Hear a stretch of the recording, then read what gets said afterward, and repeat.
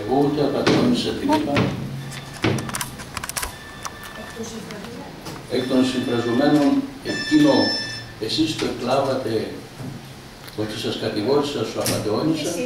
Παρακαλώ κυρία, αφήστε να πεις. Εγώ ως Δημοτικός Σύμβουλος όφιλα να διευκρινίσω τουλάχιστον στο φτωχό μου μυαλό για να έχω όλα τα κριτήρια για να ψηφίσω υπέρ σας ή κατά σας, και αν αυτό εσείς το θεωρείτε ότι εγώ σας χαρακτηρίζω απατεώνησα γιατί ζήτησα τη γνώμη του νομικού συμβούλου ή γιατί ρώτησα αν υπάρχει θέμα ιδιοκτησίας και αν υπάρχει κίνδυνος να αδικήσουμε κάποιον άνθρωπο, γιατί έκανα αυτό το έγκλημα να ρωτήσω, εγώ σας χαρακτήρισα απατεώνησα?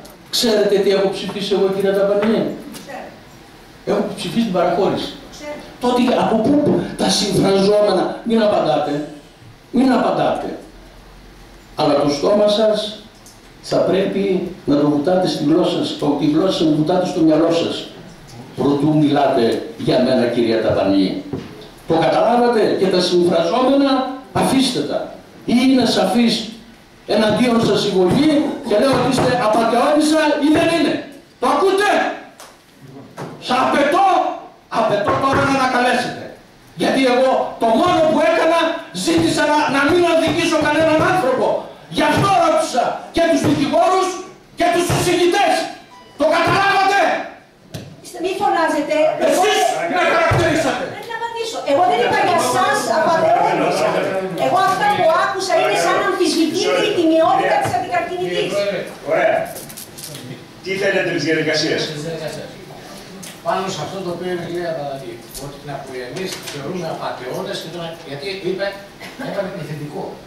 Και όταν έβαζε επιθετικό, εννοεί ότι όλοι εμείς μπορεί να έχουμε κάποια διαφωνία ή οτιδήποτε, θεωρεί ότι τους είπαμε ότι τη θεωρούμε απατεώνες. Παρακαλώ λοιπόν, πρώτα, θα περίμενα από εσάς, κύριε Πρόεδρε, να ζητάγατε την ανάκτηση αυτής της κουβέντας που είπε η κυρία Παπαδάκη, ότι δεν φάθηκε κάτι τέτοιο, και βεβαίως εγώ κατανοώ την ανάκτηση του κυρίου Παπαλάβρου.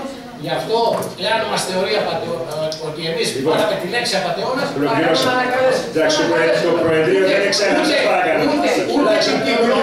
Σας ακούσαμε. Ούτε την τιμιότητά τους, κανείς δεν είναι. Σας ακούσαμε, κύριε Παναμίδα. Εγώ είχα διαφορετική άποψη. Θεώρησα ότι ο ισχυρισμός που έλεγε ήταν υποθετικός και ήθελε να πει ότι εγώ δεν είμαι κάποια απατεώνησα κτλ.